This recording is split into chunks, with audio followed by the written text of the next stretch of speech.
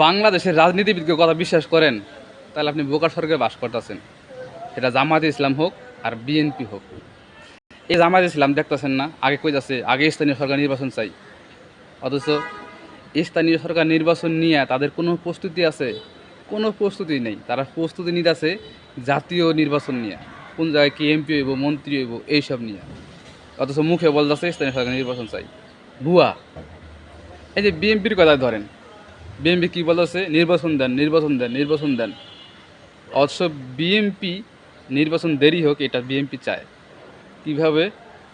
BNP খুব ভালো করে জানে, আমরা যদি অন্য দলের সাথে একমত না হই, যদি একজোট না হই, নির্বাচন আর হইতাছে না। এটা বিএনপি খুব ভালো করে জানে। তারা মুখে বলতেছে নির্বাচন দেন, নির্বাচন দেন, কাজের বেলায় কিন্তু তারা আগাইতেছে না। যদি ঐক্যজোট হয়ে যায়, যদি মনে করেন যে উপদেষ্টা পরিষদের কাছে সব নিয়ম নীতি মাইনে নেয়, তাহলে কিন্তু নির্বাচনটা হয়ে যায়। এরা বিএনপি খুব ভালো করে জানে, কিন্তু এরা এটা মানতেছে না। তাহলে এরা মুখে বলে একটা, করে আরেকটা। বিশ্বাস করবেন না, কাউরে বিশ্বাস করবেন না।